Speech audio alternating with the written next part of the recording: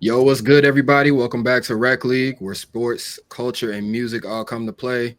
I'm Sammy Smith, your host with the most, here kicking it with the homies. On my left, we got Philip Dukes, aka Duke the Scoop. On my right, we got the esteemed Kennington Lloyd Smith III. Don't disrespect, bro. Say his full name. Yeah, Um, Sure. esteemed. I like that. I like esteemed. that. Yeah, we're Y'all gonna heard yeah, it we gonna keep that. I like that. Yeah. exactly. Uh, Two of our it's been a minute since we kicked it, fellas. Just tell the people like what's been up, man. What's been going on? How's life? man, life is good, man. You can't complain. Complaining ain't gonna do nothing no way. So Factual. just really just grinding it out.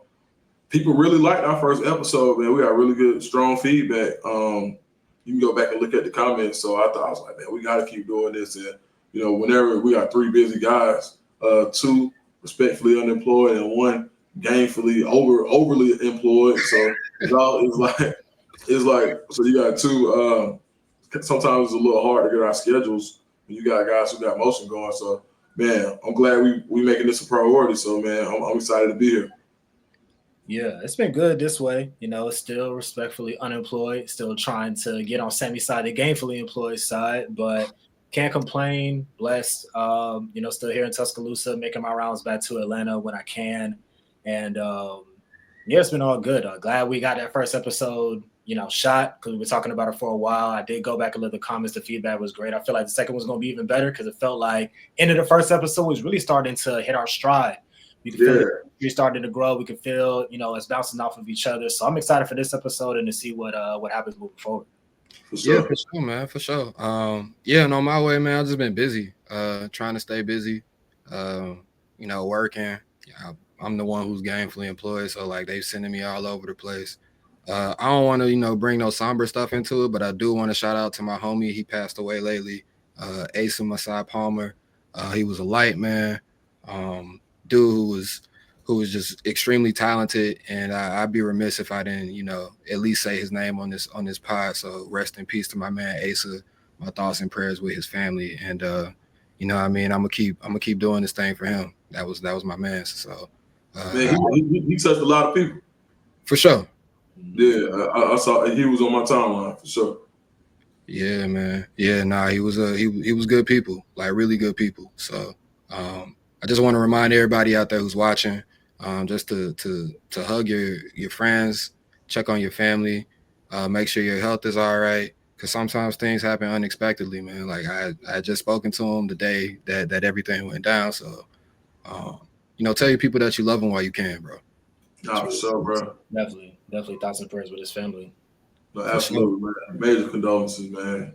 Man, say, and you know what? And while we're here, man, we might as well touch on mental health too. Man, John Brinkus, right? The sports science guy.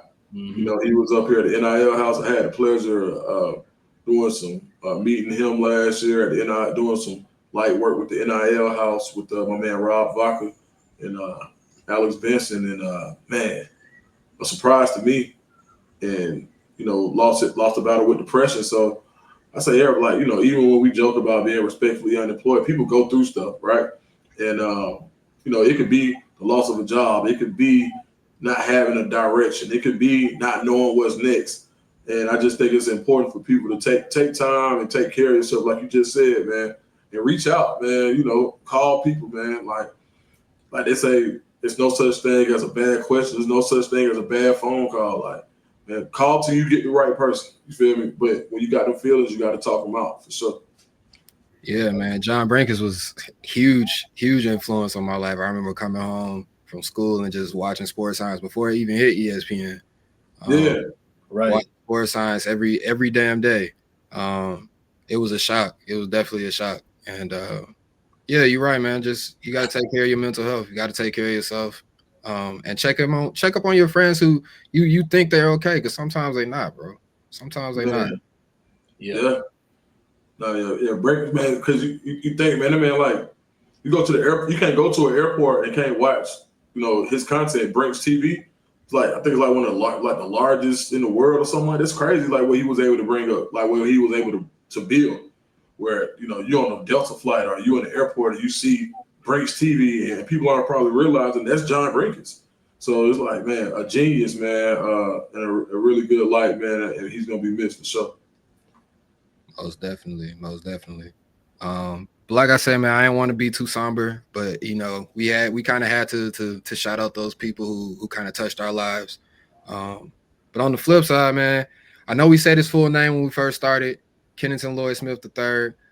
Lately, you've been known as DJ Octane. I know you had some. I know you had something that you had going lately. Why don't you tell the people about what was kind of going on, you know, on the ones and twos? Yeah, man. So I think I mentioned this on the first episode, but I've been DJing for 10 plus years now. Go by the name DJ Octane. So when you hear that, you know, you think highly flammable, highly combustible, uncontrollable when it reaches high levels. So when you hear, you know, something like this, fire me up, Octane. Fire me up, Octane. Fire me up, Octane. Yeah, you know what it is. You know what it is. So too many memories, bro. Yeah, about to say, yeah. Sammy went to school with me. He know how I used to do. You know, we was at Georgia. He used to go down. Yeah. Still at it. So I had maybe my biggest challenge yet.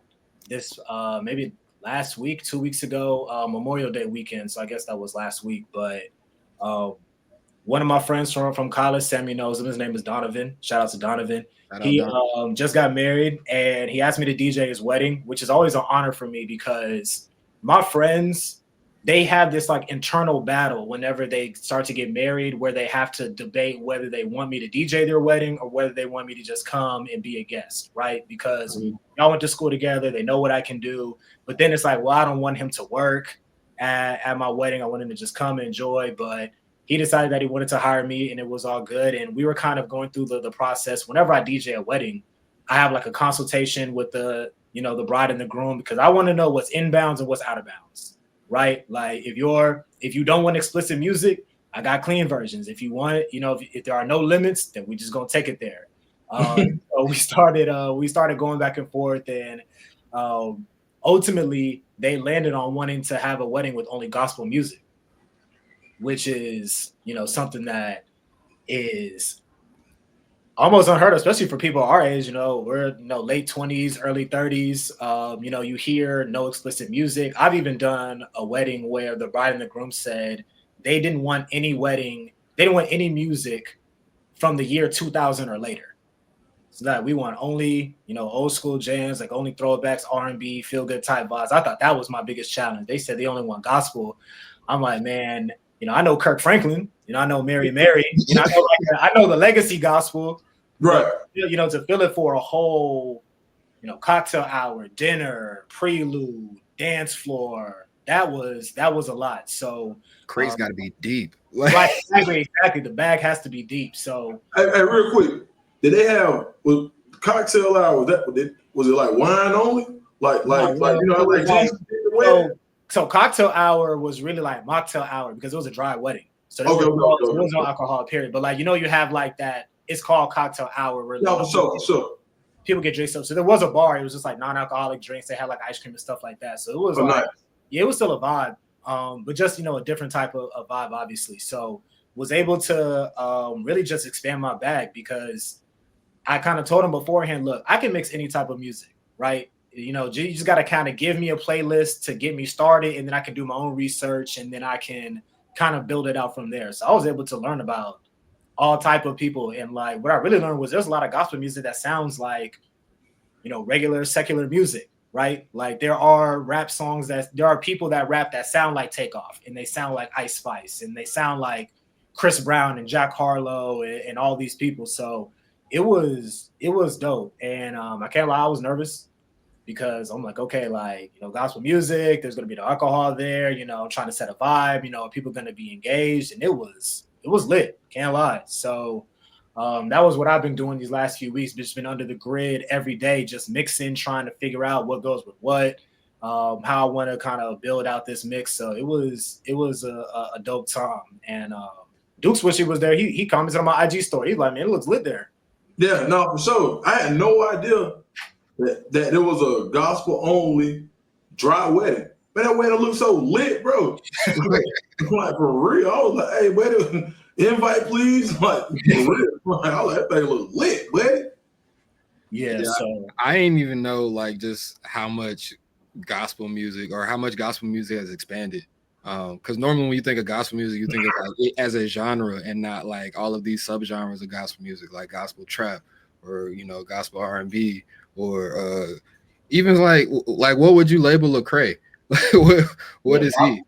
Probably like Christian. I would probably say Christian rap. Christian rap, right? But he's like on all type of stuff. He was all over. Lecrae almost like inspirational rap, or like you can't even, you know what I mean? Yeah. Like there's even gospel Afro beats. Wow. No, literally, and it was knocking. Like it was like I was like listening to it. I was like, man, I could throw this on a party in the A, and like nobody would know that it's not Wizkid or Asake or DeVito or whatever. It was just wild. So you know what? Zaytoven Zaytoven got like he produced like a project for a guy in Atlanta. I forgot his name, like the dude who like tell Bible stories on Instagram. I gotta get his name. It might be. Well, I know that he's done some stuff with like Miles Minnick, and like that's like somebody who is a really big gospel artist who did that. So I know like I know he's worked with Lecrae. So yeah, look, true story, bro. Back in my rap days, dog, I'm at Zaytoven house, Bankroll Fresh, Tracy T, we all in there. Young Ralph, he leaves the studio. He just got everybody in a session.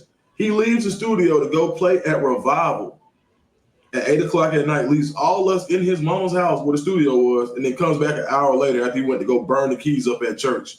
So very, very spiritual guy. Yeah. Unbelievable story. Yeah. Nah, that's why I'm actually curious to see, like, to know what that sounds like a all gospel. Oh, yeah. Like, I'm so curious as to know what that sounds like. Yeah. Well, you in luck because I'm putting together a full length mix. Now I'm gonna be releasing soon. I'm gonna like chop some clips. I'm gonna put them up on Instagram. It's gonna be probably like hour and a half. So it's gonna be called DJ Octane's Godly Reception. Ooh. Yeah. Now I feel like we gotta name the podcast something like Godly Reception or Joyful Noise or something like that. Yeah, hey, Joyful Noise, yeah. Joyful Noise, it's episode 2. Yeah, because it's definitely just like something, get people involved. So it's gonna be the legacy gospel, it's gonna be the Afro beats, it's gonna be the trap.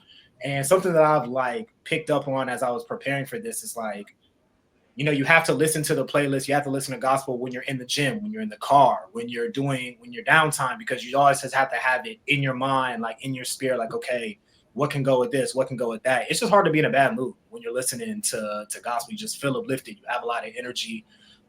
So I really enjoyed it. So that's kind of what I like to do in my free time. And I was telling, Deuce, we need to get on, I need to get on one of his lives and maybe do just like a little set. Cause I know he's been teasing a lot of the music and having those type of discussions on his live that people have been enjoying. Yeah, for sure. Okay, fill us in. I ain't been tapped into the lives. I've been off. Oh man. So fill me in. Like, it's a little slow for sports right now, based on what my family has, what we usually talk about. We call it the fam. So, and I was just like, what y'all want to talk about? I was like, you know what? Let's just talk about 90s music. 90s R&B, the best music in the world to me. And man, we just been trying to find out what was the best 90s R&B album. Went to 90s rap albums. Best soundtrack was like, I got put on to so many soundtracks, and we just literally went and looked at every track list and then caught vibes, and people were saying where they were when they first heard what song and what they did when that song came out. Because I know you said earlier, you was like, people our age, late 20s, early 30s. Well, I'm late 30s, early 40s.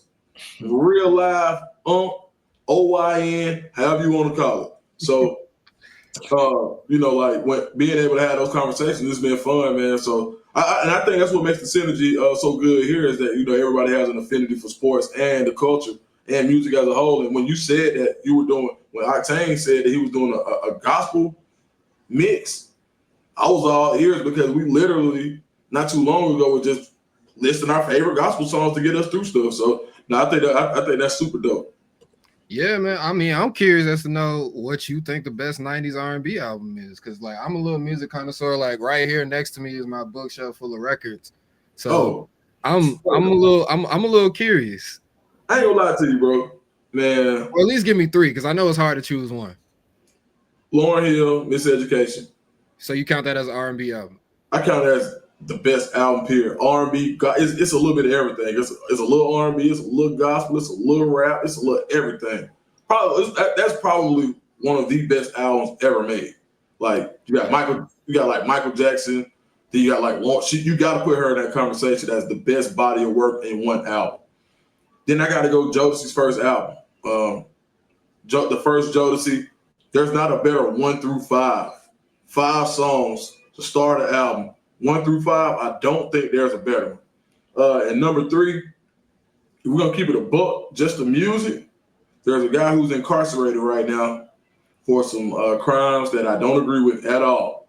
But man, did he make great music? Good gosh. So man, go ahead and say his name, man, because I got a story. Man, that boy R. Kelly, man, good gracious, boy. That boy R. Kelly. Hey man, that boy. I remember one day that man was he was really talented. He's really talented, man. I remember one day he was on Instagram just riding by saying, "I want a cookie." Man, what sound like a top 5 hit? Like I was like, bro, man, talking about how bad he was. I want a cookie. This dude really was gifted, man. So yeah, man, like and by all means, to all the victims, I don't want to put it out there like I'm making light of the crimes associated with them, but we're just talking about music. That was one of that's one of the best albums ever made. Yeah. So fun fact, my mom actually went to high school with R. Kelly. Yeah, right. Crazy. Yeah, both went to Kenwood High. My mom's a little older than him. He dropped out after his sophomore year. My dad actually fought that man. And what? According to my cousin, my dad whooped his ass. Yeah. Yeah. What'd you say? So daddy beat up R. Kelly? That's what he said. That's a crazy fun fact. And I got confirmation from my cousin, and it was unprompted. Like my cousin came in the room, he was like, "Yo, your daddy whooped R. Kelly's ass." So what? Yeah. I don't even want to know. Looking at it now, there's no telling what the crime was that deserved that punishment. Like, golly. I don't even remember the circumstances. I just know it happened. Damn. And yeah, so when my aunts was there, my youngest aunt is like 13 years younger than my mom. So she was in school probably like in the mid to late 90s in high school, and she would tell me that R. Kelly used to hang out at the McDonald's in Hyde Park, like right by the school, like kind of waiting for the girls to come out of high school. And at this point, mid to late 90s, R. Kelly's a superstar. So yeah, that just tell you like people knew what he was up to even back then. But you're not wrong. For a dude who can't read and can't write, because he damn sure is illiterate, he's definitely one of the best songwriters of all time, and I can't take that away from him. But I missed that. For real? Yeah. Golly, I didn't know that either. Yeah, hit me when that boy Sammy came with the haymaker. That's why you got to tune into the Red League, because you get stuff like this. You just get nuggets like this. Right. Yeah. Right. Sammy daddy whooped him and he came. I mean, I was going to say something. I'm not going to say it, man, because I don't want to disrespect nobody, man. I'm always trying to be PC, but I'm like, damn, he beat this. Never mind, go ahead. R. Kelly, the first R&B single with CTE. Man, what? Just might. And he can hoop too. That's what I knew. I knew about R. Kelly hooping. Yeah, Everybody said R. Kelly can hoop. He's come to run and shoot in Atlanta. Shout out, man. Run and shoot, probably one of the best places. Some of the best games you'd ever see. 24-hour basketball in Atlanta. And they said R. Kelly just come out and shut it down. But dang. For sure. Man, look, you know what we need after this conversation? What? We need some joyful noise. Right? That's what we need. We need some joyful noise. I'm saying, up. Go ahead, sir. Right before we get to that, because like you gave your top 3. I'm gonna give my top 3, and then I'm gonna let Ken get his top 3 from the 90s R&B album. So I'm gonna go, and I'm gonna make mine quick. I'm gonna go Brown Sugar, D'Angelo. D'Angelo's one of my favorite artists of all time. Okay. Boy, you know something. Yeah, that's my guy. Maxwell's Urban Hang Suite, fire album, and then Baduizm. I'm big on neo soul music, neo soul R&B. Golly, Didn't You Know was on that album, right? Yeah. Yeah. Then You Know. That was my favorite one. Everybody talk about Tyrone. That Then You Know was so cold. Just the beat, how it comes in. Yeah, you drop some bangers there, my brother.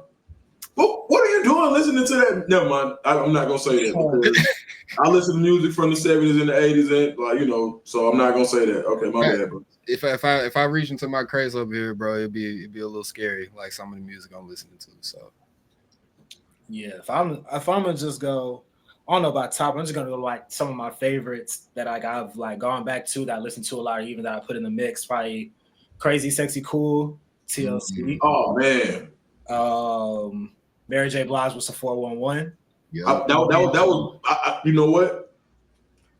That was in mine at first. Okay. I just changed it when they made me think. But you know what? I really want to put that one in there. Go ahead. Yeah, and then the last one, just because like I feel like you really can't have a conversation on R&B without mentioning this person, would be Whitney Houston, the Bodyguard soundtrack. You got like I'm Every Woman, I'll Always Love You. Like those two, just like by themselves. Like obviously the whole thing. I mean, it was album of the year, but like the whole thing was awesome. It's like those two. I'll give my nod to Whitney. Got to put her in the conversation also. for sure. And a shout out to Tony Braxton. Yeah. Somebody else mentioned Tony Braxton's album. They said that album was cold. But we do need some joyful noise now that we done got all that out the way. Yeah, for sure. Yeah, I said I was gonna do myself. I said I was gonna do a little mix. So what I'm gonna do is I'm gonna play the chorus to start, just to get everybody's mind on, saying what it is. I'm gonna run the chorus back and then mix over it with the transition. It's something I actually did in the wedding, and it went crazy. So here we go. Find me a part-time.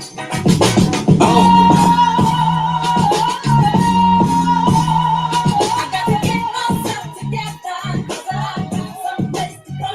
And Hey. when I get there, I see everyone I know. I wanna go to heaven, wanna go These two. to heaven, wanna go to heaven, wanna go to heaven, wanna go.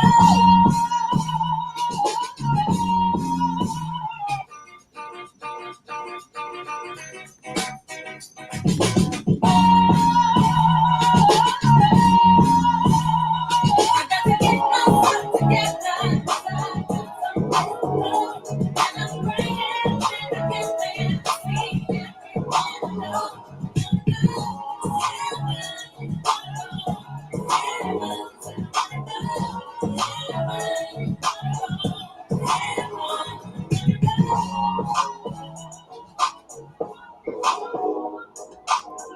Pennington Lloyd Smith III, an award winner and the best name in the industry. Driving a truck feet, lay back, gotta get back. I gotta get back, from back. We glowing, shining, cruising, sliding.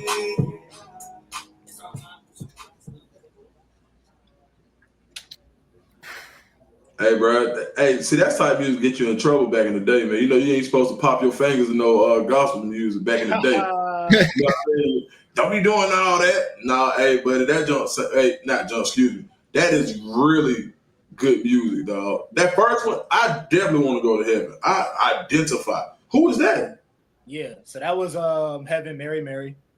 And then the second song was called Sliding by Miles Minnick. So like going from like legacy gospel to something a little more new school, and then the drop that you heard, this right here. Pennington Lloyd Smith III, an award winner and the best name in the industry. That is none other than Paul Feinbaum.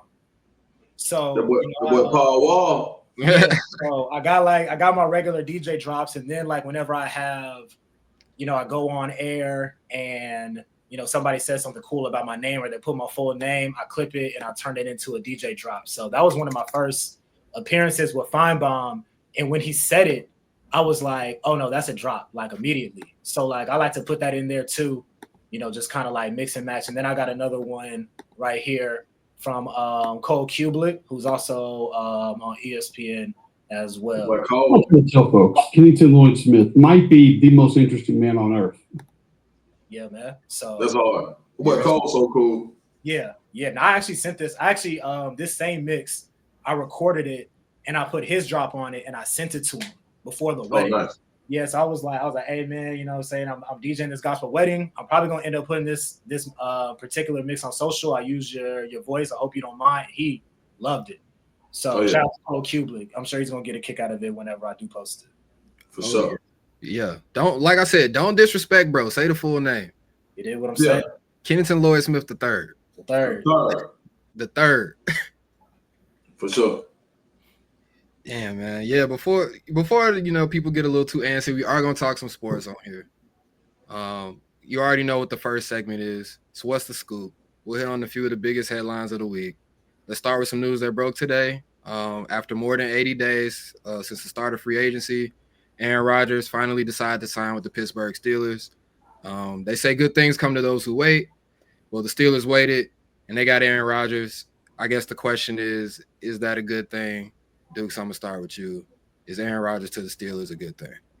Man, it's like Aaron Rodgers is like the Drea of like NFL quarterbacks, bro. It's like, it's like, bro, all right, we've seen the story before. Yes, still, it's still that. But it's like, bro, like, come on, dog. You got to have a different act. Like, every time it's all this drama that goes along with it. There's always a bunch of headlines. It's never just a regular, hey, I want to go play for this football team. This football team wants me to play for them.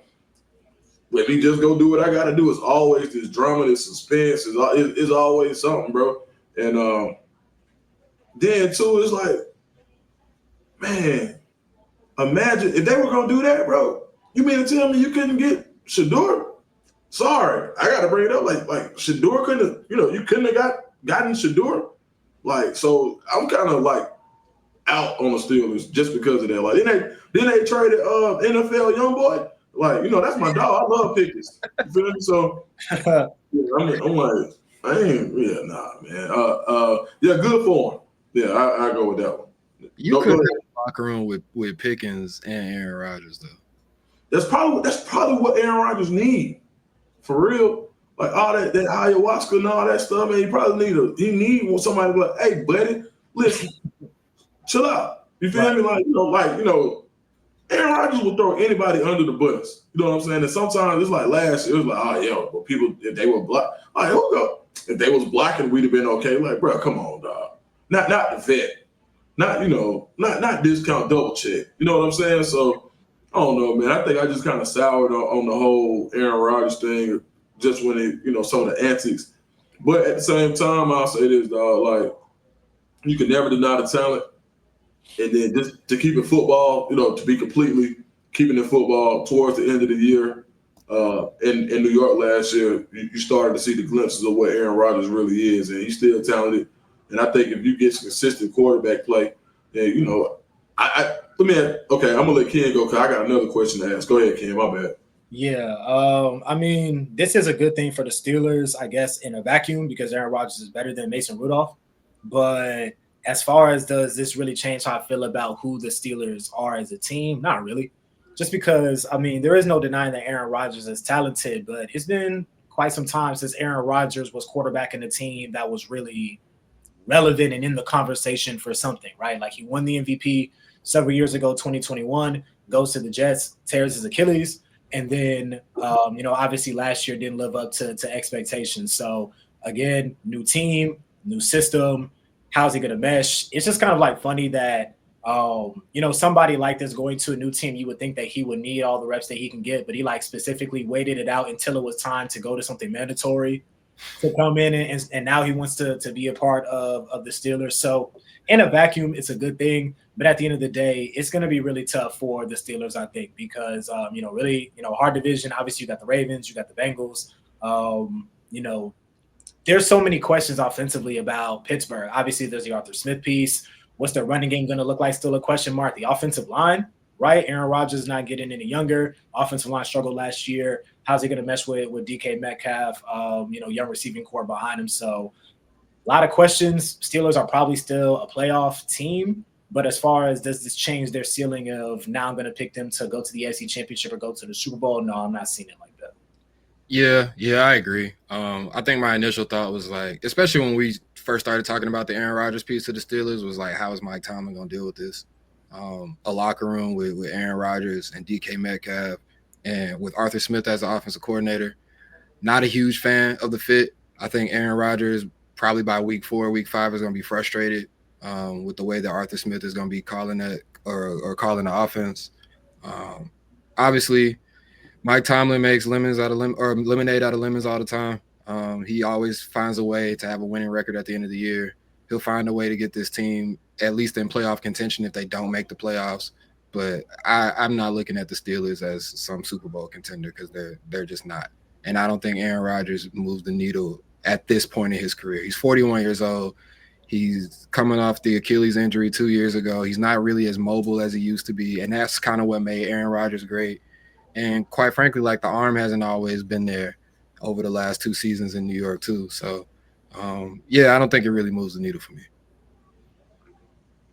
Me either, man. And I just don't see like how much better is he than Justin Fields? How much better is he than Russell Wilson at this point? Really, did the Steelers make a mistake by letting Justin Fields go in the first place? Like when you saw what they did in the first few games of the season last year, I don't feel like you gained a ton. And I think his mobility helped you out. Yeah, he wasn't burning it up, but that's what – I mean, Arthur Smith's offense isn't really calling – you're not going to have – I mean, it's not exactly like the Air Coryell offense in the 70s, bro. Like, it's really like pound and grind. I mean, ground and pound. So we'll see, man. But, I wasn't – this isn't the one that I'm just like, oh, yeah, that'll get him there. Nah, definitely not. Yeah, for sure. Moving on, NBA Finals tips off tonight. Indiana Pacers going head-to-head with the Oklahoma City Thunder.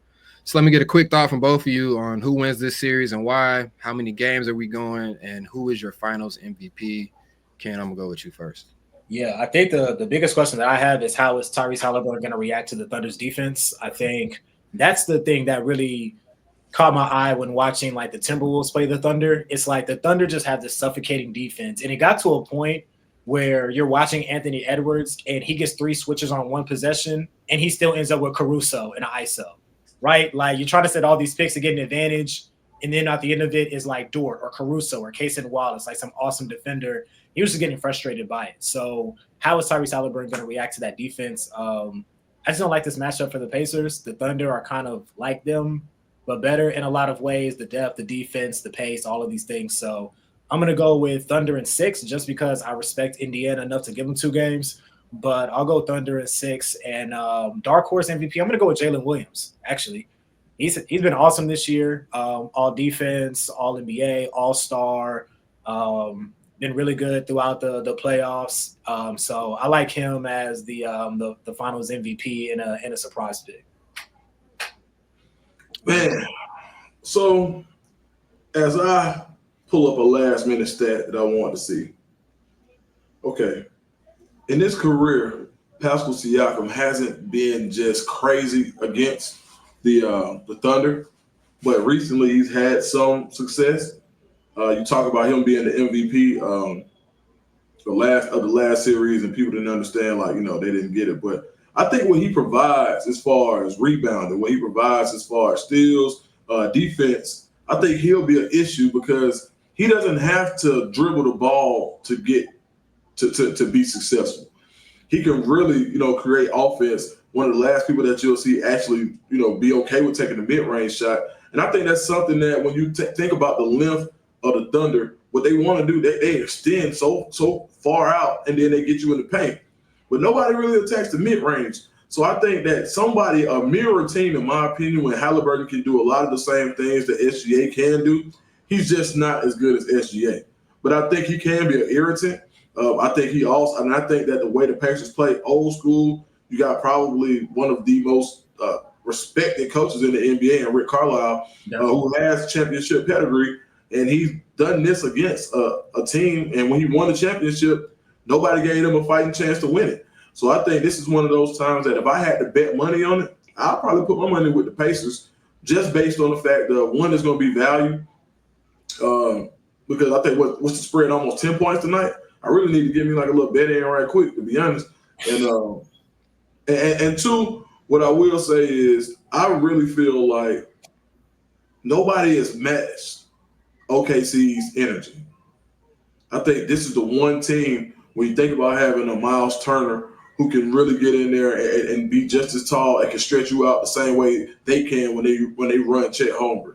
When you think about guys who get off on playing defense, and then when you think about playing multiple people, and then the Pacers literally one of the top teams in pace. So this is one of those things where styles make fights, and I think the Pacers can muddy this up and use experience and have the coaching advantage. And in 7 games, give me the Pacers. MVP, I'll go with Siakam again.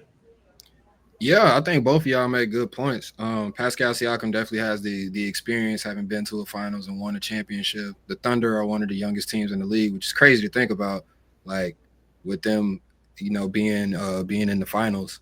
And Indiana's been the second best team in the league since January. It's not like they came out of nowhere. It feels like they came out of nowhere, but they didn't.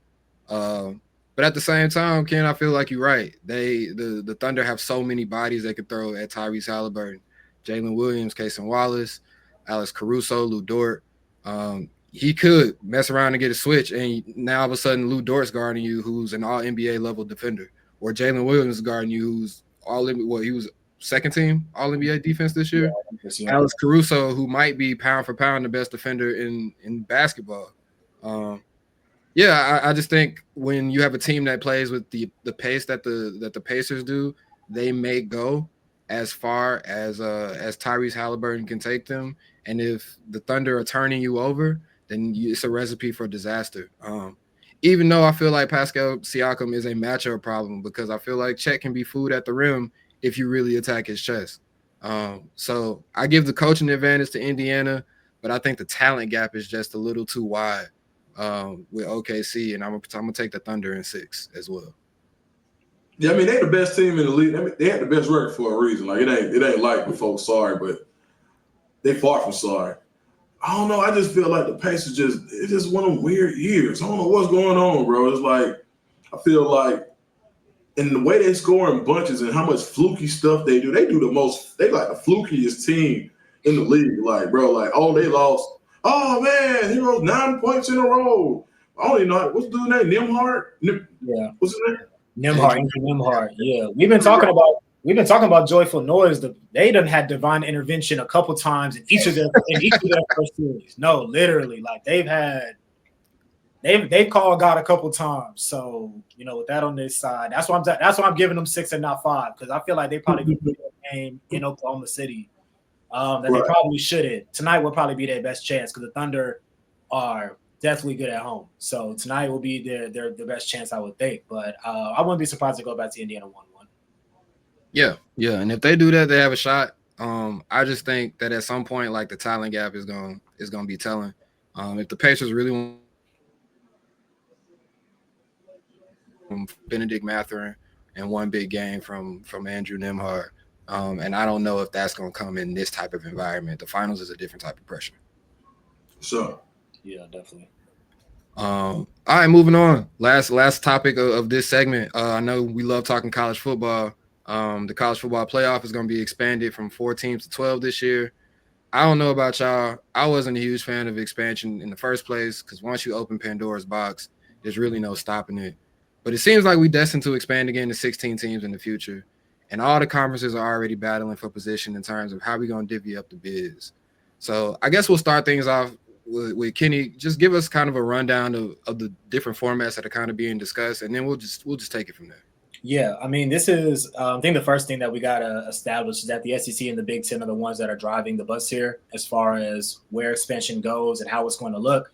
Obviously, the 2 best conferences, they make the most money. And if anybody doesn't want to play ball with them, then going back to what we talked about in our last episode, if they wanted to just break off and just play against each other and have their own league, they could do that too. And all the networks will pony up the money. So they are driving the bus on this. There are a couple different scenarios that people are pushing. One of them is 5+11, which would be 5 automatic qualifiers. That's the champion from the SEC, Big 10, ACC, Big 12, and then the group of 5 champion with 11 at-larges. And then there's another model where it's called 4+4+2+2+1, which is 4 teams guaranteed from the SEC, 4 from the Big 10, 2 from the Big 12, 2 from the ACC, 1 from the Group of 5, and then 3 at-larges would be the 16 teams. So we can get into the intricacies of how that would look. And then you have Lane Kiffin, who was just like, you know what, let's just get the best 16 in. Forget the automatic qualifiers. Forget, all the, the metrics and all that other stuff. Best 16, and let's just battle it out that way. So those are the 3 ways. Me personally, I like the 4+4, 2-2-1-1 model. That's just me. I'll kick it to y'all first before I get back to Moshville and why I like that. Yeah, if it's me, man, give me. I would probably I think the 4-4-2-2, and I would give the top 2 teams. I would give the champion from the Big Ten and the champion from the SEC a bye and make it 18 teams, and then I don't know how it works out math wise, and then get the 2 best Group of 5 teams. So maybe it's 18, get the top 2 teams a bye, and if the math works out, then then you have a 16-team tournament. And you get the 2 teams who are the best in the country. They earn a bye, and that's how I would go about it. Because I don't think you can. I think Boise State, even though they lost, they did a much better job than a lot of people thought they would do. So I think there are some Group of 5 teams that would give a Power 4 team trouble, and it happens every year. I mean, look at Notre Dame. How much trouble did they get last year? What was it, Northern Illinois? Right. So, yeah, I mean, I think that would keep the intrigue there, and I think you gotta have the best Group of 5 team in there. But outside of that, that's I pretty much agree with the 4-4-2-2. I believe if that math is right. Yeah, I pretty much agree with that, and because I just think that the SEC and the Big Ten are right now at the top. They're playing at a different level. Yeah, I think it's a balance between like what's fair and also keeping the top guys happy. Like the 4-4-2-2-1 model is like definitely what the Big Ten has been pushing for. The SEC really hasn't like weighed in on this situation. They've been kind of like sitting on the fence. The 5+11 model is kind of what the other conferences are kind of looking at. I think even Lane Kiffin's idea is a little bit more fair than the 4-4-2-2-1 model. But if you're trying to keep the big guys happy and trying to keep them engaged in college football, I feel like you almost have to do the 4-4-2-2-1 model. Yeah. Regardless of fairness, I'm just trying to think of who would be the 4th best team in the SEC, the 4th best team in the Big Ten, and how would that actually shake out? So I'll not to cut you off, but I'll jump in and kind of explain how this works and also provide some pushback on the fairness part of this. So how it will work is, and the big thing, and another thing to consider is the 4-4 model is something for the SEC and the Big Ten to preserve their conference championship games being important, which is another big thing, especially for the SEC. Historically, in my opinion, at least, it's been harder to win the SEC than the national championship in a lot of years because you're seeing prime Nick Saban teams. You're going to see a 2019 LSU team or something like that. So the SEC championship, huge business, huge game. They want to preserve the sanctity of that. How it would work is you would take the top 6 teams in the conference. The top 2 teams would play in the conference championship game, SEC, Big Ten, and then the winner of that would be like the 1 seed, 2 seed, whatever, get the bye. And then the teams that are 3, 4, 5, and 6 would play each other for an automatic spot. So in this scenario, asking like the Big Ten, when Ohio State lost to Michigan, they dropped to 4th in the Big Ten. So last year, they were just going to go into the playoff as an at-large. In this scenario, they would have played Illinois, who was, on the kind of like the outside of the top 15, 16, 4-out spot in the college football playoff. Imagine what that would have looked like.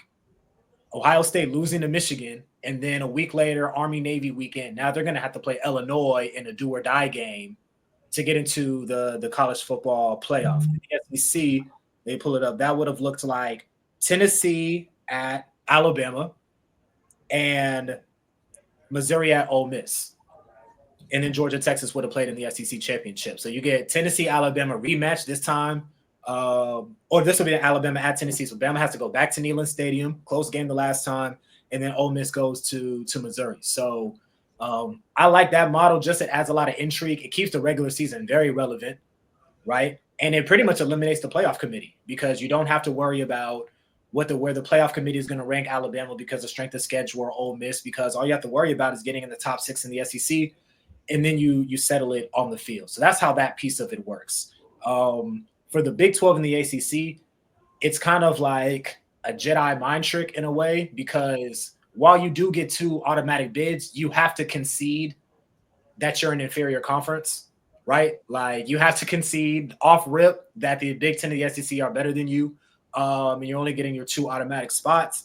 But honestly, I feel like this is not a bad deal, especially for the Big 12, just because they're probably never going to get 2 teams in the playoff anyway, unless there are 2 teams that are almost undefeated or with 1 loss. And one example that I would give is BYU.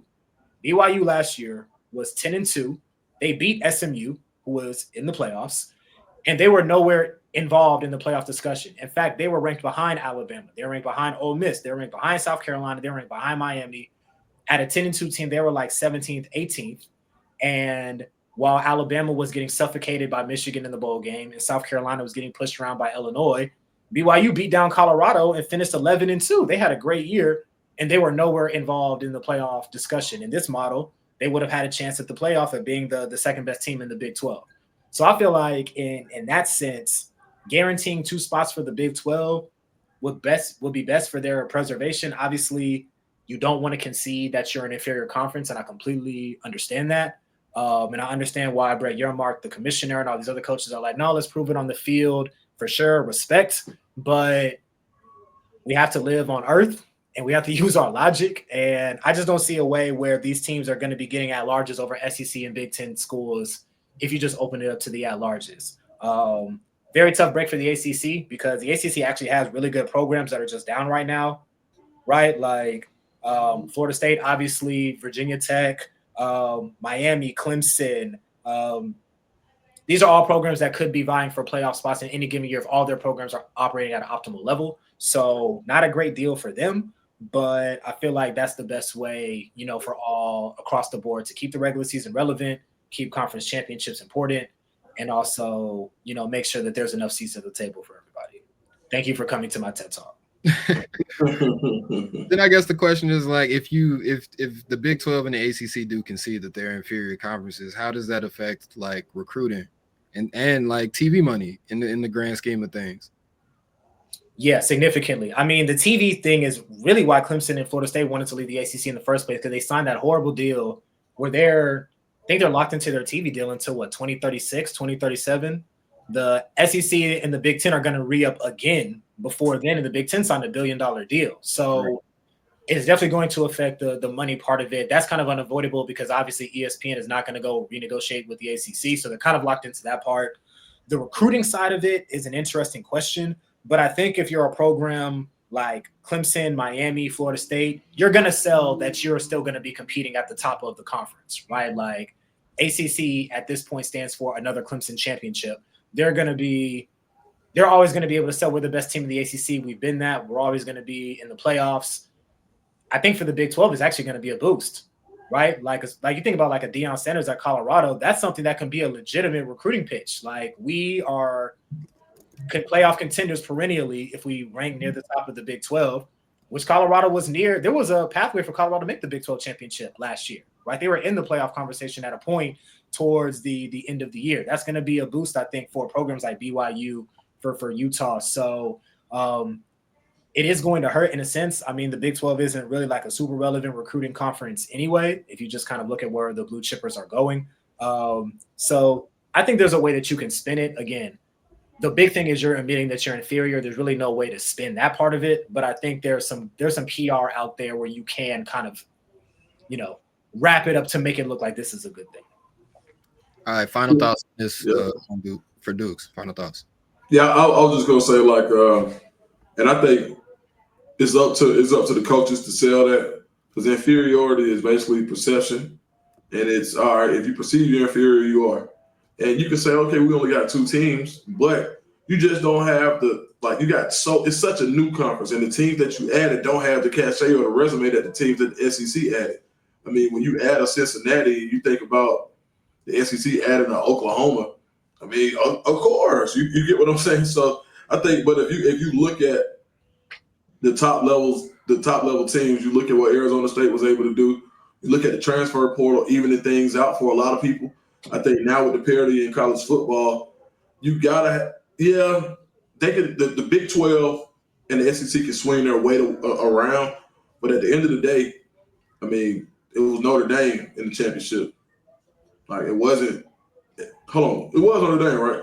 Mm-hmm. Yeah, make sure. You know, be forgetting sometimes. But yeah, it was Notre Dame in the championship. It wasn't Texas. It wasn't Georgia. The SEC wasn't there. And I think every time that happens, that puts a chink in their armor for their argument, because guess what? You beat each other up all year long, and then you didn't even make it. And really, if you got 4-4, if you get those two opportunities, you really had the best shot to get there again. So I think it's an inexact science, and I'm almost where Lane Kiffin is. It's like as long as you give, and I'll change it.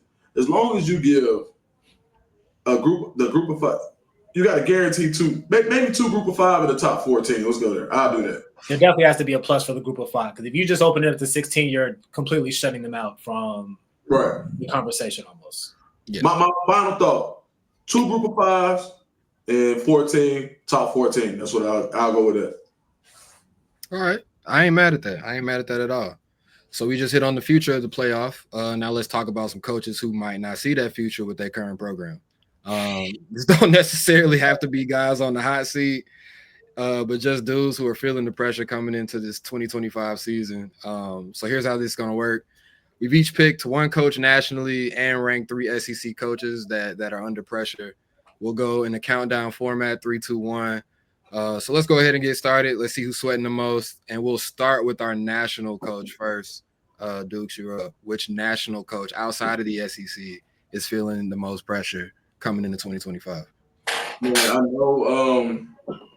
I know he beat Ohio State last year, but Sharon Moore, you gotta have, like, with the investment being made into that program, NIL wise, you got the number 1 quarterback. You flip him. Coming off a national championship.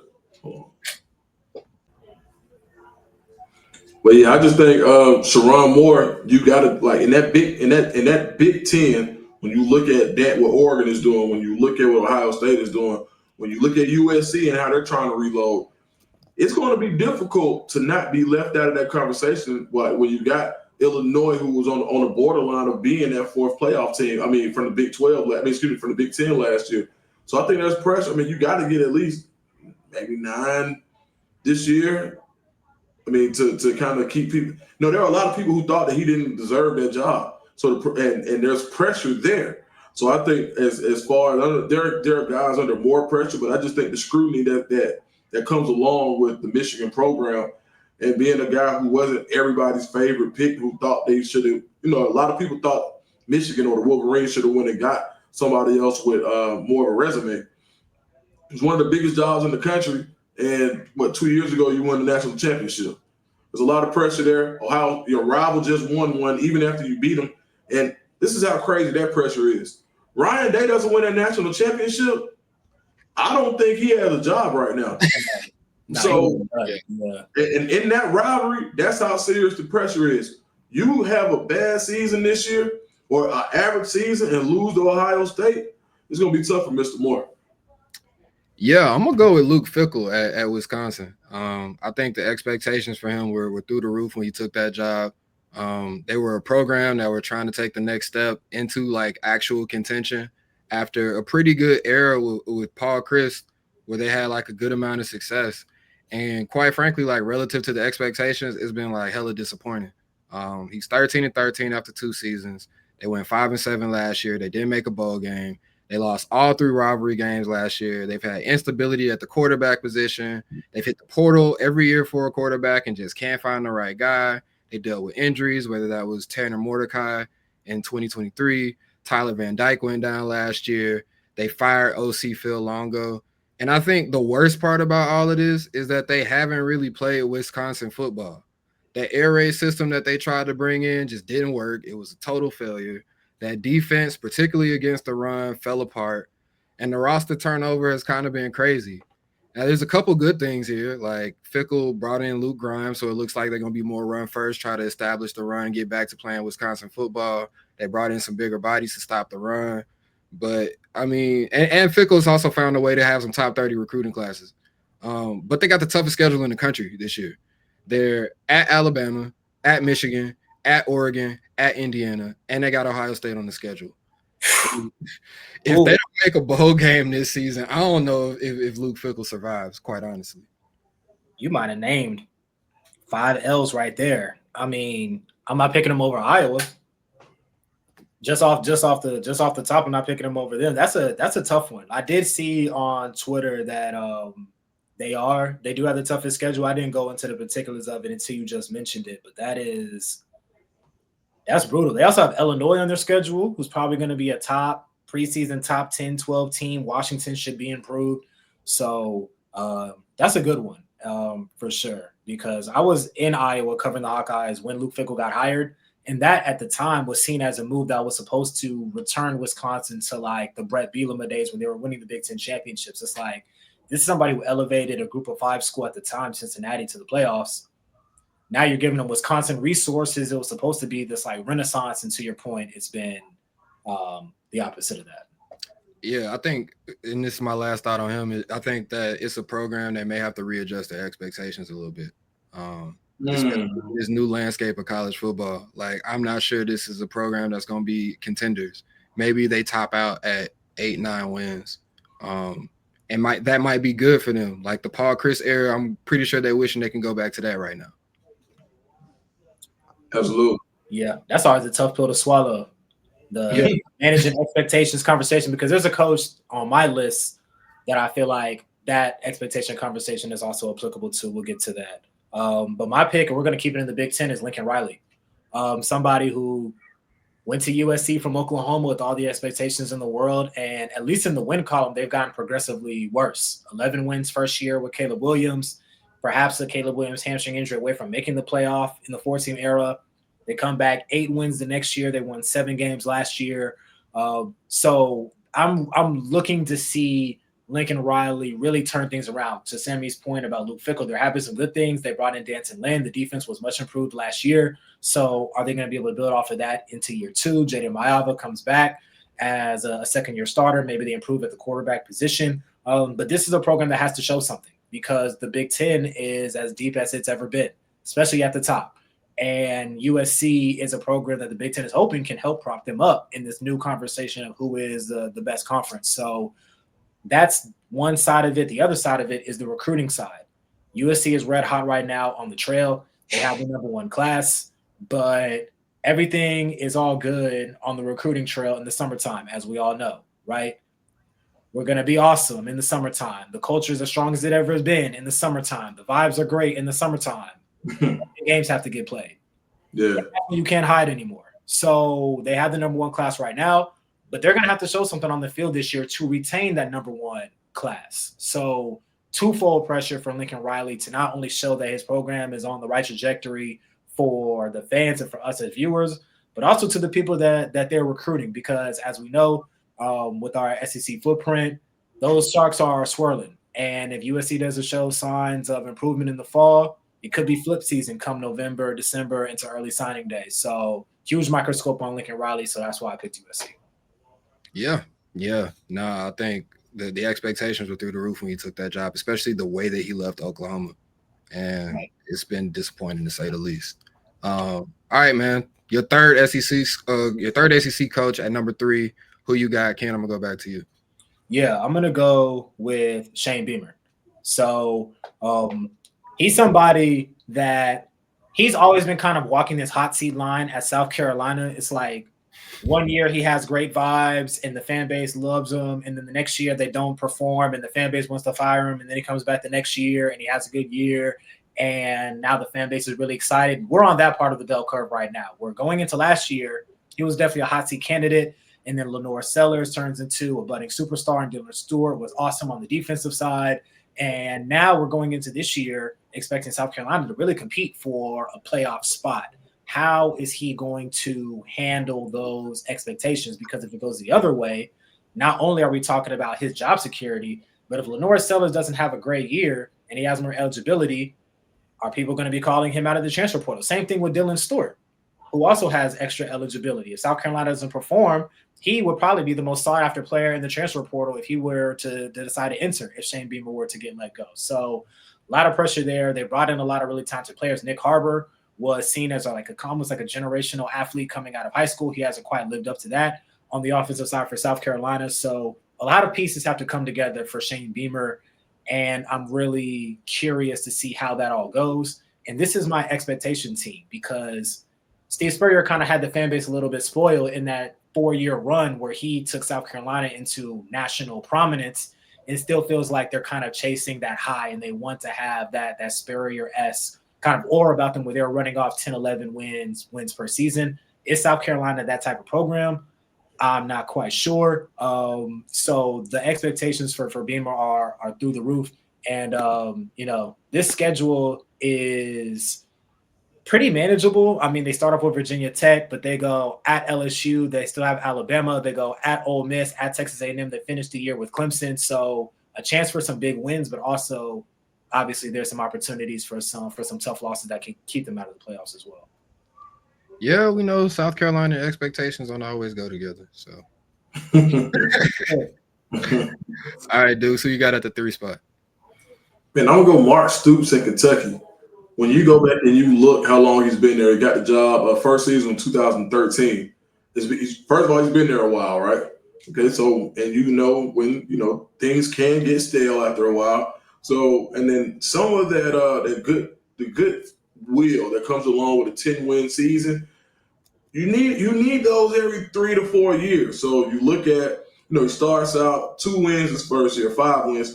Then you have 2 winning seasons. In 2018, great season. You get 10. 2019, you get 8. We're still okay, right? It's Kentucky. Kentucky football hasn't ever been that consistently great.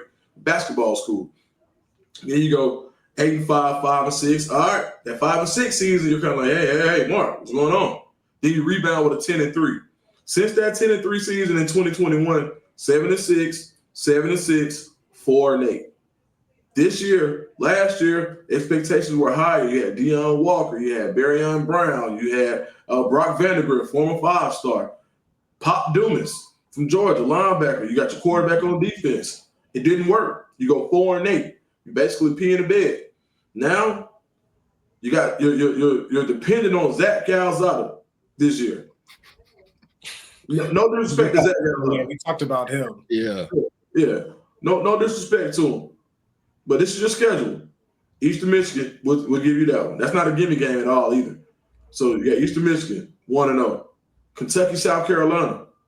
We just talked about South Carolina. A motivated Shane Beamer in a pseudo rivalry game. All right. Then you go from there to Georgia. You start with Toledo. Let me get it. Toledo. Then Ole Miss's game 2. Then Eastern Michigan. Then South Carolina. Then Georgia. Then Texas. Then Tennessee. Go to Auburn. Then Florida. With Zach Calzada. So, I think there's a lot of pressure on that program this year. And I'm not saying Zach C can't do it. I'm rooting for him.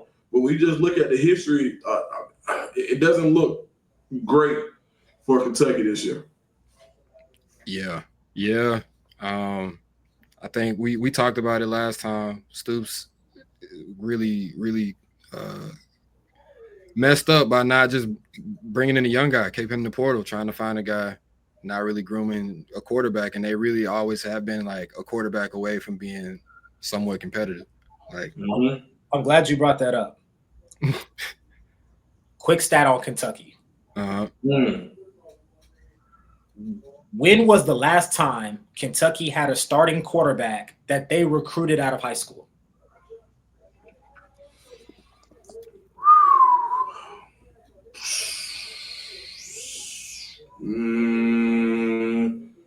Oh, man, what was dude's name?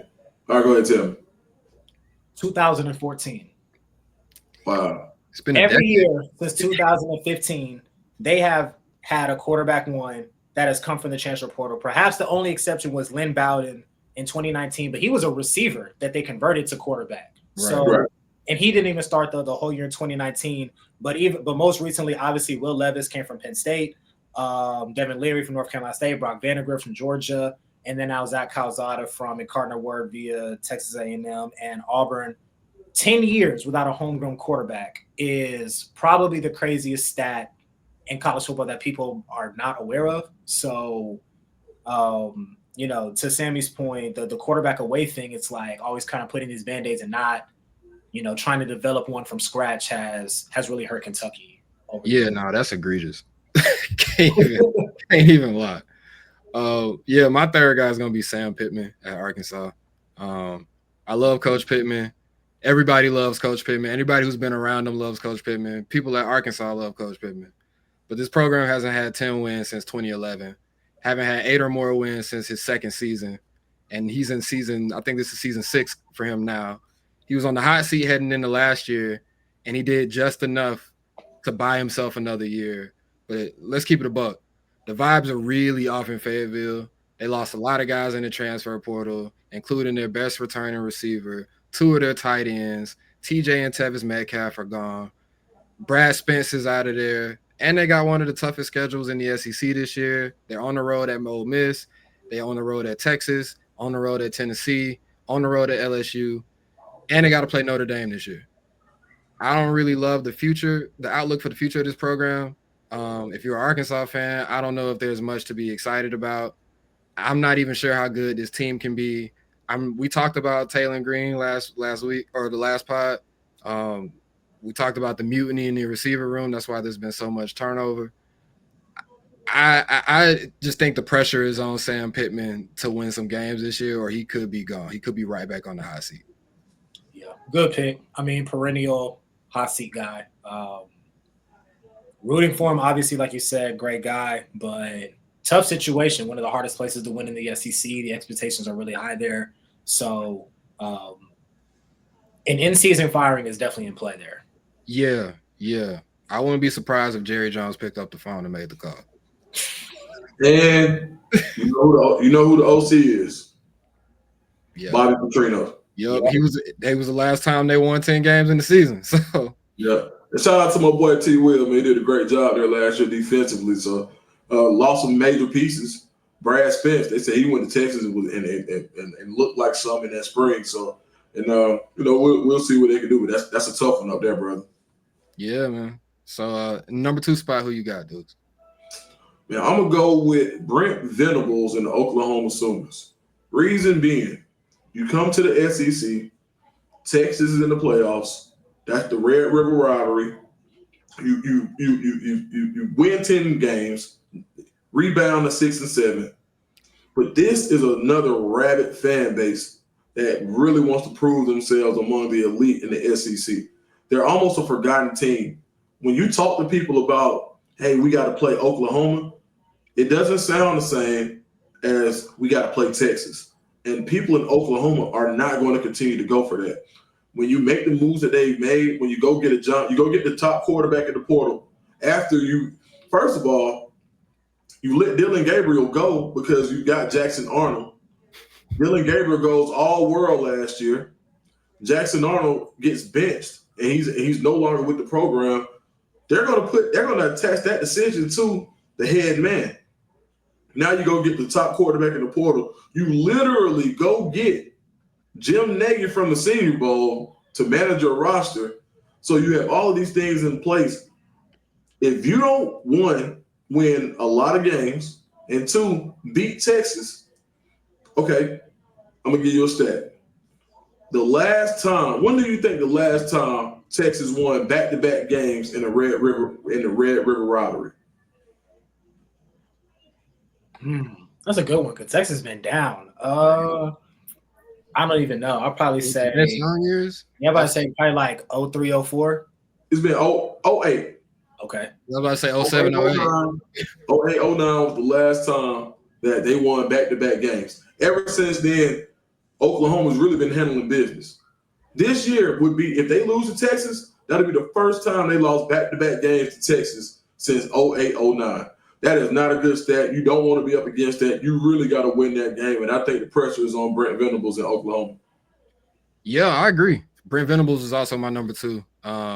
Oklahoma hadn't had a losing season since 1998 before Brent Venables taking over, or he took over. And now they've had 2 in the last 3 years. The first year, he got a little bit of a pass because of how that whole thing went down. The roster with turnover was crazy. Everybody was hitting the portal. Last year, there were some excuses too. Obviously, you have 6 receivers go down. Offensive line is kind of decimated. Jackson Arnold doesn't work out. But now, like you said, man, like Jim Nagy is with this program, and he might be a guy who wants to shape this program in his own image. And he may not have Brent Venables in mind. They brought in Ben Arbuckle as OC, and then they brought in his quarterback, John Mateer, which you talked about.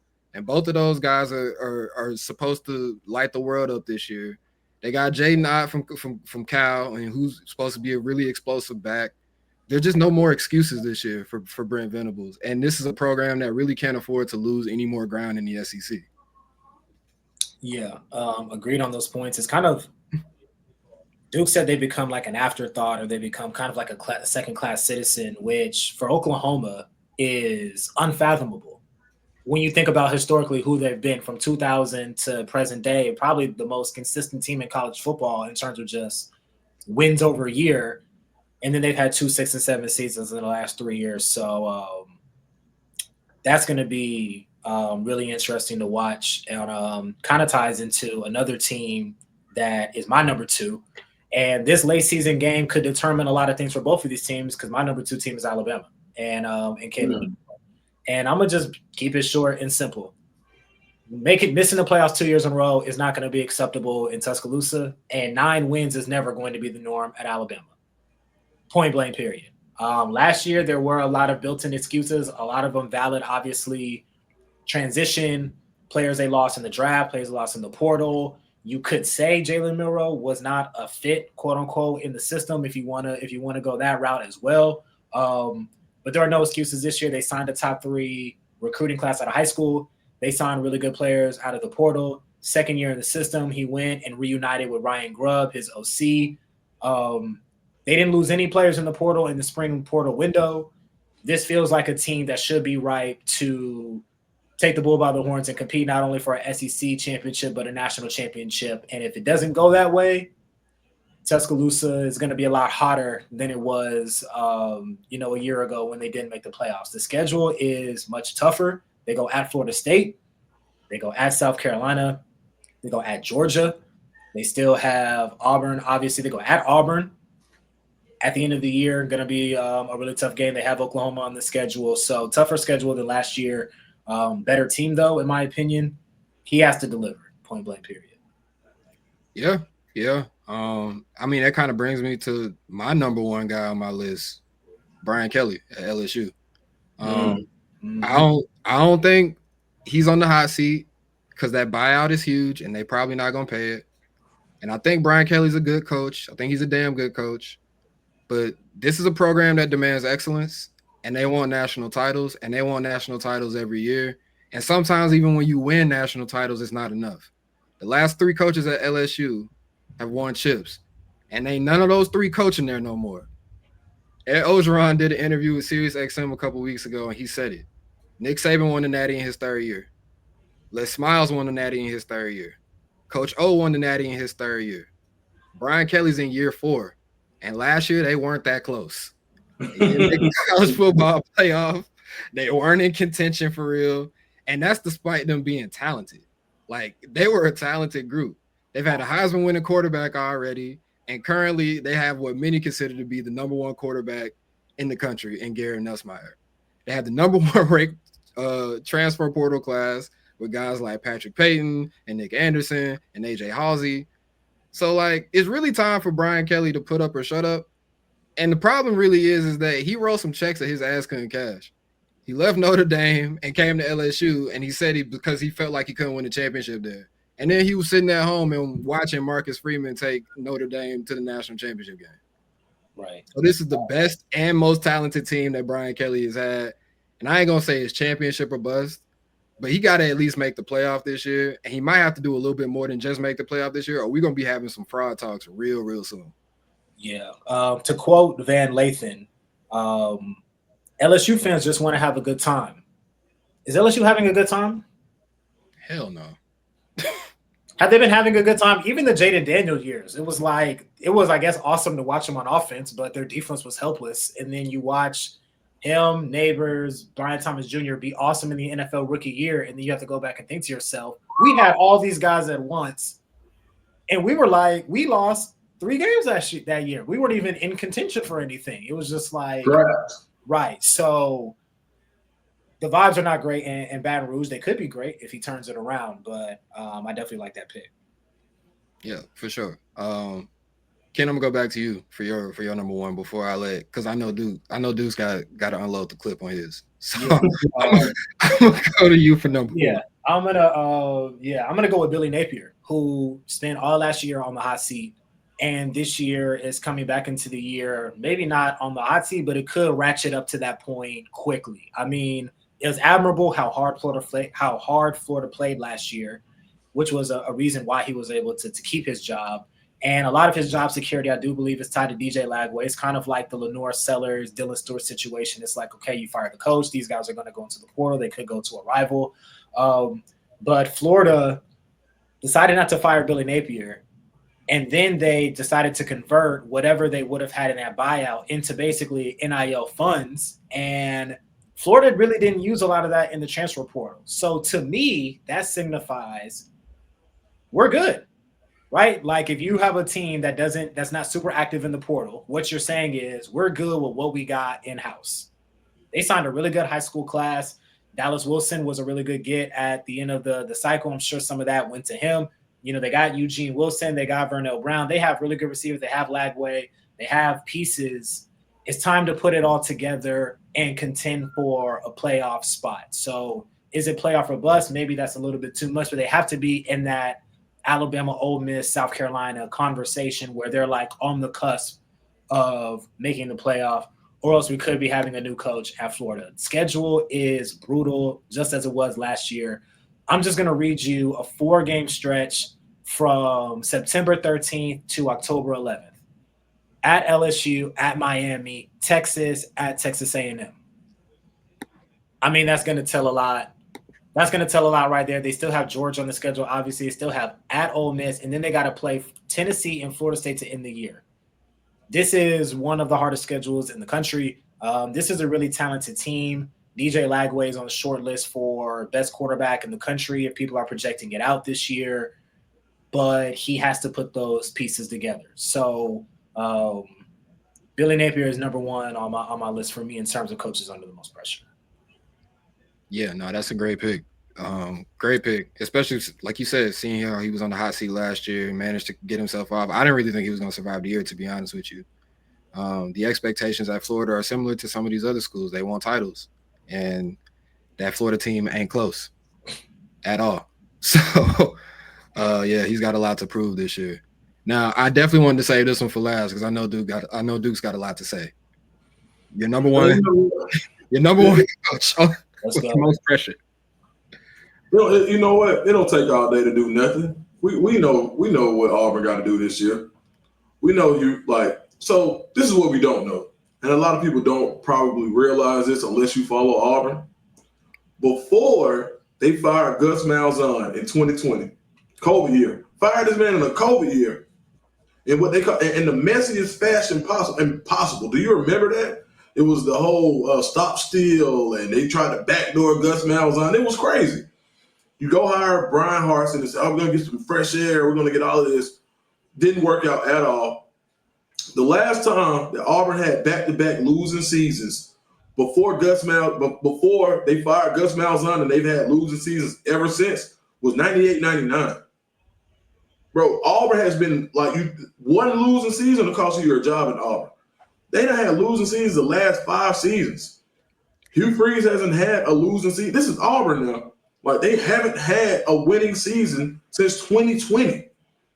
And it's going below the radar. They're still recruiting at a high clip because you can still use that brand. They still have the NIL cachet. Nobody has a top 10 recruiting class from last year with a losing record but Auburn. There's outliers all over the place. arguably the best wide receiver room 1 through 7 in the country. You'll take that top 3 against almost anybody. I mean, outside of Jeremiah Smith, I mean, Cam Coleman, who was right behind him, and maybe if you had a little bit better quarterback play or better offensive play, we hear more about Cam Coleman last year. Then you go get the number 1 receiver out of the portal, a real live 4.2 40, and Eric Singleton out of Georgia Tech. You got Malcolm Simmons, who's probably the best athlete on that team, offensively or defensively. You go get your quarterback. Think about this. The year prior, Coach Freeze goes out and says, hey, we just weren't paying that type of money for a quarterback in the NIL when we have a guy. That guy was Peyton Thorne. You say, hey, you know what, Cam Ward, you know what? We're good. We've got Peyton Thorne. And no disrespect to Peyton Thorne. No disrespect. But damn, it didn't go right. So now you got Jackson Arnold, another guy, and people are like, this guy got benched last year. Now, I get it. I understand. 6 wide receivers down. Offensive line play wasn't the best. I get it. But it's hard to continue to say, hey, he may be don't look at the obvious stuff. You got to dig deep. Auburn fans are tired of digging deep. You just want a guy to come in and say, hey, this guy is good, and we know what he's going to do. You don't have to dig deep on Eric Singleton. You know what he did last year. You don't have to dig deep on Cam Coleman, but you got to dig deep on these quarterbacks. And that's a Hugh Freeze thing. I think people are still upset about last year. I think that you cannot continue to get smacked by Bama. And when you get the opportunity to beat Bama, you got to beat them. You got to beat – when's the last time Auburn beat Georgia? Auburn and Georgia is the South's oldest rivalry. The high school recruits do not remember Auburn, Georgia being a rivalry. They don't. It's been Georgia smack session year after year. That's all it's been. Straight cheeks, every year. So now, and they had a few opportunities to win. But when you talk about, the goodwill of Auburn that's been fostered by the Cam Newtons of the world, he got a statue already. These kids that you're recruiting who are 17 years old, think about how old they were in 2010. It's 2025. They was 2. They don't remember that.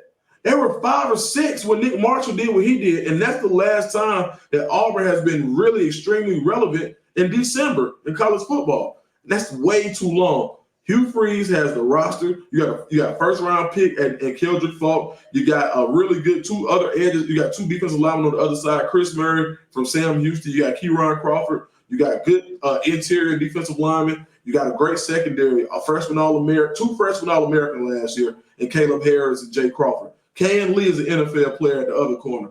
You got a lot in Auburn. You win, and you got 2 offensive linemen, 2 bookend tackles, and Mason Murphy and my man Xavier Chapman from Virginia Tech. The powers that be in Auburn are saying, bro, we gave you everything. What are you going to give us? And whether you like it or not, with that schedule starting out at Baylor on a Friday night and the first game of the season, this is not an enviable position to be in if you're Hugh Freeze. There's a ton of pressure in Auburn, and we know how Auburn gets. They will fire you in the middle of the night. I mean, just think about how Auburn fires people. When they fired Hartson, yeah, he wasn't the best coach for Auburn, but they had a sex scandal out about him. Oh, yeah, he's sleeping with somebody else, and the daughters are running wild. Then the Gus Malzahn thing. Oh, there was a coup going on. Go all the way back to Tommy Tuberville and Jetgate, where they took a private jet to go visit Bobby Petrino.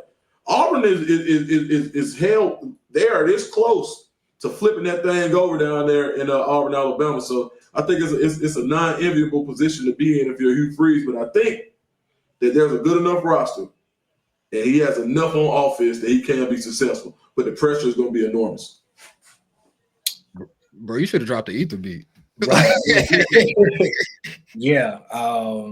That's I don't have a whole lot to put on to that except for this point. The PR around Hugh Freeze has not been great this offseason. He was on the next round and he was pretty much like, oh yeah, bowl eligibility is kind of the goal for the team. It's not what Auburn fans are trying to hear. And then he said something to the effect of Auburn was not having top 25 classes when I came into this role, which is just a lie. I mean, just like if you just look at the recruiting rankings, it's just not the truth. Like maybe Harsin wasn't the best recruiter, maybe they weren't the best evals, but if we're just going by straight rankings, they were top 25 classes. So I do agree with everything that you said. It's time for Hugh Freeze to basically put up or shut up. I mean, they gave him all the resources. You know, his history with Nick Saban obviously is lingering out there. You know, the 2 wins against Nick Saban, the 4th and 31 thing, which should have been a win for Auburn. But those things are running stale. So it's time for Hugh Freeze to inject some new life into the program, and all eyes are going to be on him this year. He ain't even there no more. Right. He ain't even there. Yeah, for sure, man. I mean, like that's been the Hugh Freeze MO, though. It's like it feels like every year he's trying to tamper down expectations at Auburn, and like Auburn, I grew up real close to Auburn. Auburn fans not going for that at all. Oh, and I like Coach Freeze. Coach Freeze is a great recruiter. He makes you feel good. I think he was a good fit for Auburn. You just got to do it on the field. Yeah, and that's where it matters the most. That's where it matters the most. Just last thought here. I just want y'all to give like one guy out of all the guys we kind of listed. If one guy who lost his job at the end of the year, who would it be? Ken, I'm gonna start with you. Billy Napier. Napier. I ain't gonna lie to you. Lincoln Riley. Yeah, that's a good choice. That's a good choice. Yeah. I might go with a guy who we really haven't mentioned. He was going to be my honorable mention. And this has nothing to do with football. Everything to do with stuff that's going on off the field. And I should have probably talked about him when we talked about national coaches. But the GOAT over at North Carolina, Bill Belichick. Oh, yeah, that's a good one. Yeah. That's a good one. That's like the thing about North Carolina, because like I was telling my girlfriend, I'm trying to teach her about college sports and stuff. Like, he's really lucky that he's not in the SEC. Yeah. I'm like, if this type of scandal, if you want to call it that, fanfare with SEC fan bases would have reached a whole different level of toxicity than what he's dealing with, you know, in the ACC. That's a good choice, though. Yeah. They would have ran him out of town. They would have ran him out of town beforehand, and as soon as this little buyout thing went into effect, it would have been chops. Right. It would have been. I don't even think he would have took one of them jobs. I think he's smart enough to know, like, hey, I ain't going down there with that. Right. Yeah. Nah, Carolina was just a little desperate, and I mean, he's a great coach. He's the greatest coach of all time, greatest football coach of all time. If you know anybody who's ever talked to Bill Belichick, they'll tell you he knows more about football history than anyone. Dude could probably tell you. He could probably tell you what plays were ran in the 1941 game, Army-Navy game. Like he could just rattle off his head like it's nothing. But whatever he got going on with old girl, with Jordan Hudson, not a good look for any college program. I mean, look, all right, whatever you want to do, that's fine. Cool. This is what I do though. It's hard when you fire coaches with winning records. You may not have gotten where you wanted to go, but it usually don't go that well immediately after. A lot of times it's like the grass look greener. I mean, for every Mark Rick Kirby Smart, there's a Mac Brown when he got fired the first time. Like it was hard for Texas to get back. Yep. So just sometimes I think you just gotta have a little buyer beware and be careful what you ask for when you and you're not. It's not like North Carolina is like Georgia or Tennessee where you know like the expectation. Shoot, man, Tennessee Phil Fulmer. How long did it take? You know, so be careful, North Carolina. Yeah. I mean, I ain't gonna say that. Nah, I'm gonna keep that one in the tuck. I'm gonna keep that one in the tuck next time. But yeah, man, that'll do it for us today. We kind of hit on a lot of things. Talked a little music, talked a lot of sports. But before we bounce, man, Dukes, Ken, I just want y'all to plug your show, so let the people know where they can find you. Yeah, man, on Twitter at SkinnyKenny_, on Instagram at Slimington, and be on the lookout for DJ Octane's Godly Reception coming soon. I like that. Yeah. And you know what? I want to take this opportunity. We need some pizzazz on this show. Like we need if anybody wants to come and volunteer to help, like do some stuff, like put our Instagram names on here, and you can be the executive producer. Hell, we're literally paying you tons of gratitude. Just come on down, email me, reach out to one of us, and shoot, if there's anybody else who's respectfully unemployed that has a little time on their hands, come on down, help us make this into a bigger production because I can see where this has the potential to go. Yeah, most definitely. Yeah, for sure. Dukes, where can they find you at, man? At Dukes D Scoop, Twitter and Instagram, and on this channel right here, Dukes the Scoop. Make sure you hit the like and subscribe button. Yeah, for sure. And you can find me at word.smith 2 underscores on Instagram. Again, that's at word.smith 2 underscores on IG. Follow me. And definitely hit the like, subscribe, hit the little bell for notifications. I know that's a thing that people on YouTube like to say. So got to get that plug in. But yeah, man, that does it for the second episode of Rec League. Joyful Noise is what we're gonna call this one. That's all. Ken, why don't you give us a little, just a little taste of something like on the way out here? Oh man, you want like a gospel mix, or you just want something that's just like? Nah, it's Joyful Noise. Give us some, Just give like us some uplifting. Some uplifting for the people to listen to. Okay, give me a second to. Let me get a second to cue some. I got you. Actually,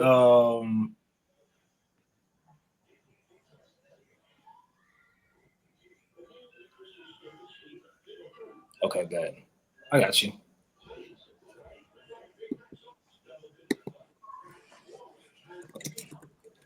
Fire me up, Octane. Yeah, man, I got you, man. Oh wait, I done.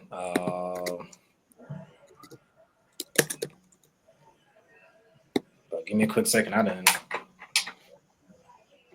turn my speaker off, but we definitely gonna get to some high octane. Give me a second. Hallelujah. How can it be that you love the most unlovable part of me? How can't you see your life was the only gift I left for me to be free? It's amazing with you. I really went for things.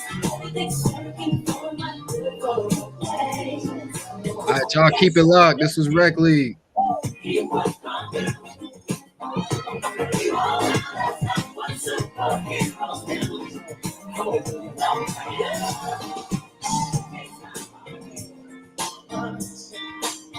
Wow.